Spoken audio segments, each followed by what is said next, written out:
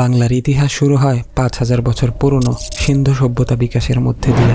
শুরুতে দ্রাবিড়রা সিন্ধু নদকে ঘিরে সভ্যতার সূচনা করে, পরবর্তীতে উপমহাদেশের নদী তীরবর্তী অঞ্চলগুলোতে ছড়িয়ে পড়ে। সময়ের সাথে বাংলায়ও দ্রাবিড়দের আগমন ঘটে। সে সময় বাংলা নামে একক কোনো রাষ্ট্র ছিল না। বাংলার অঞ্চলগুলো পুন্ড্র, বঙ্গ, সমতট, হরিকেল সহ বিভিন্ন জনপদে বিভক্ত ছিল। এগুলো স্থানীয় শাসকরা শাসন করত। ধর্মীয় দিক থেকে তারা এক সৃষ্টিকর্তায় বিশ্বাস করত। দ্রাবিড়রা প্রধানত কৃষিকাজ করত, গবাদি পশু পালন করত, বস্ত্র তৈরি করত, ঘরবাড়ি নির্মাণের কাজ করত। এই অঞ্চলের অর্থনীতি বেশ সমৃদ্ধ ছিল, এমনকি মিশর, ব্যাবিলন, আরবদের সাথেও তারা আমদানি ও রপ্তানি করত। ইরানের রাজার সাথে আর্যরা ধর্মীয় যুদ্ধে পরাজিত হয়ে ইরান থেকে বিভিন্ন স্থানে ছড়িয়ে পড়ে। তাদের একটি বড় অংশ আমাদের উপমহাদেশে চলে আসে। এর ফলে স্থানীয় আধিপত্য নিয়ে দ্রাবিড়দের সাথে নবাগত আর্যদের সংঘাত বাধে। আর্য দ্রাবিড় এই যুদ্ধ বেশ লম্বা সময় ধরে চলতে থাকে। একসময় আর্যরা উপমহাদেশের অধিকাংশ অঞ্চল দখলে নিয়ে নেয়। পাশাপাশি অর্থনৈতিক, সামাজিক ও রাজনৈতিক কাঠামো নিজেদের নিয়ন্ত্রণে নিয়ে নতুন সমাজ ব্যবস্থা চালু করে, যার নাম বর্ণপ্রথা। বর্ণপ্রথার সবচেয়ে নিম্ন শ্রেণীর নাগরিক ছিল স্থানীয় দ্রাবিড়রা।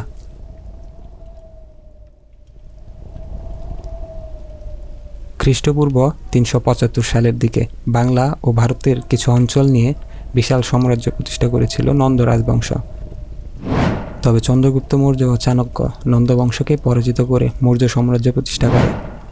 নন্দ রাজবংশের পতনের মধ্যে দিয়ে আর্যরা বাংলায় প্রবেশ করে। অন্যান্য অঞ্চলের মতো বাংলায়ও সামাজিক বর্ণপ্রথা ছড়িয়ে পড়ে। পরবর্তীতে পাল রাজারা বাংলা শাসন করে। পাল রাজারা ছিল বৌদ্ধ ধর্মের অনুসারী। ধর্মপাল তার শাসনকালে বহু বৌদ্ধ বিহার ও মঠ নির্মাণ করে। নালন্দা, বিক্রমশিলা, সম্পুর বিহার শিক্ষা ও গবেষণায় ব্যবহার করা হতো। এভাবে বৌদ্ধ ধর্ম বিশ্বের অন্যান্য দেশেও ছড়িয়ে পড়ে। পাশাপাশি হিন্দু ধর্মচর্চা ও বর্ণপ্রথার প্রতি পাল রাজারা সহনশীল ছিল। এ সময় হিন্দু ও বৌদ্ধ ধর্মে তন্ত্র সাধনার উত্থান ঘটে। হিন্দু ও বৌদ্ধতান্ত্রিকরা প্রায় একই রকম মন্ত্রের ব্যবহার ও দেবতাদের সাধনা করতে শুরু করে। তন্ত্র সাধনা ও দর্শন চর্চায় দুই ধর্মের মিশ্রণ ঘটতে থাকে। রামপালের মৃত্যুর পর রাজ্যে গোলযোগ তৈরি হয়। এ সুযোগে বিজয় সেন তার বাহিনী নিয়ে বাংলা দখলে নেয়। সেন বংশের বসবাস ছিল ভারতের কর্ণাটকে। সেনরা বৌদ্ধ ধর্মের বিপরীতে আর্যদের ব্রাহ্মণবাদ ও হিন্দু ধর্মকে প্রতিষ্ঠিত করে। এর ফলে বৌদ্ধদের ধর্মীয় ও সামাজিক প্রভাব কমে যায়। এ সময় বাংলার বিভিন্ন অঞ্চলে সতীদাহ প্রথা, দেবদাসী প্রথা, বর্ণপ্রথা, পণপ্রথা সহ নরবলির মতো দমন নীতি বাংলার বিরাট অঞ্চল জুড়ে থাকা দ্রাবিড়দের বিক্ষুব্ধ করে তোলে। এরপর আসে ১২০৪ সাল।